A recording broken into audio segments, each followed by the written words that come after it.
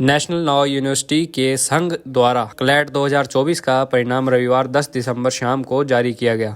इसमें जयपुर के top rankers द्वारा लीगल एज जयपुर के छात्रों का बोलबाला रहा। शहर के अर्जित बंसल ने 118 अंकों में से 103.75 अंक हासिल कर देश भर में 7वां स्थान हासिल किया।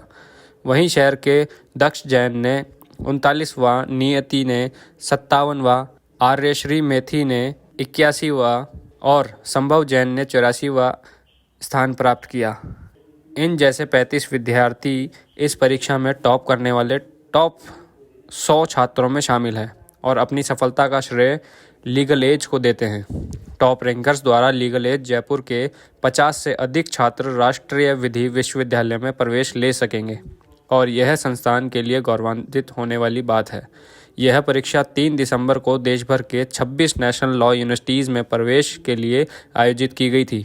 छात्रों ने अपनी सफलता का श्रेय अपने गुरुजनों को देते हुए कहा कि सही मार्गदर्शन, नियमित अभ्यास, पिछले सालों के पेपर्स का परीक्षण, समय प्रबंधन तथा मॉक टेस्ट इस परीक्षा को क्लियर करने में अहम भूमिका निभाते हैं तथा उन्होंने मीडिया से बात करते हुए कहा कि किस तरह की जर्नी रही आप चल जर्नी काफ़ी मुश्किल थी। काफ़ी देर पढ़ाई करनी पड़ती थी बिकॉज कॉम्पिटिटिव एग्जाम है तो पूरा इंडिया कम्पीट कर रहा है। बट एंड में सीखने को मिला और एक अच्छे मुकाम पे पहुंच गए, तो वो सबसे इम्पोर्टेंट होता है।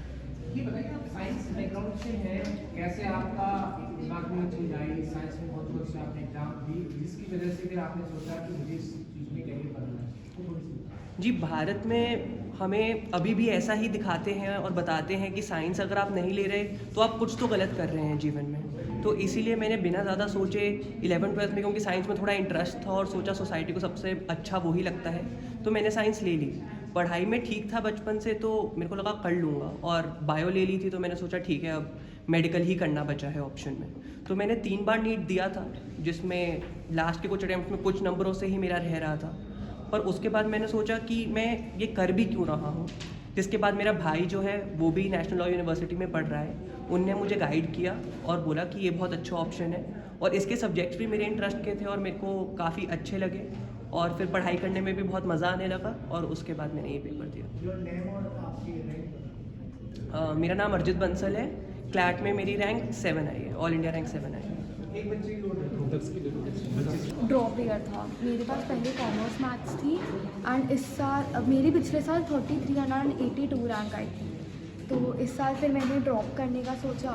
मेरी जर्नी काफ़ी अच्छी शानदार रही। थोड़ा स्ट्रेस भी था कि ड्रॉप ईयर और नहीं हुआ तो क्या होगा लाइफ में, बट अब NLSI जा रही हूँ मैं अगले साल जुलाई में, तो सब बढ़िया।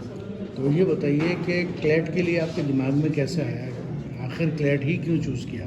मेरे दिमाग में ऐसा कुछ नहीं था कि CLAT he, but 8th class में मेरे पापा ने लॉ में PhD कर रखी, बट प्रैक्टिस कोई नहीं करता हमारे घर में। बट हाँ, और थोड़ा था कि लॉ एक अच्छा फील्ड है डिबेट का, और अगर मेरा ये भी था कि आपको दुनिया में अगर आपको दिखाना है, खुद को पावर में लाना है, तो लॉ एक अच्छा फील्ड है कि आप अपने ओपिनियन सबके सामने रख सकते हैं। तो घर की जो बैकग्राउंड है आपका, हाँ, वो आपके कितना काम में है?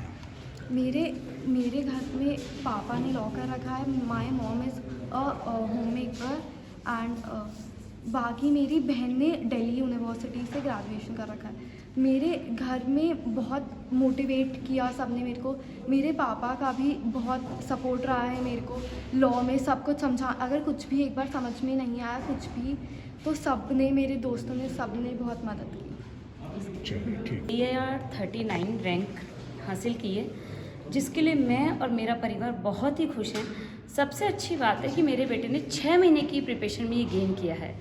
उसी समय मेरे घर का कंस्ट्रक्शन भी चल रहा था, काफ़ी डिस्टर्ब था, पर इस बच्चे को जून के बाद पता लगा कि मम्मा मेरे को कैसे पढ़ना है। इसने जनवरी में ही कोचिंग ज्वाइन किया था, BSc सब्जेक्ट से है।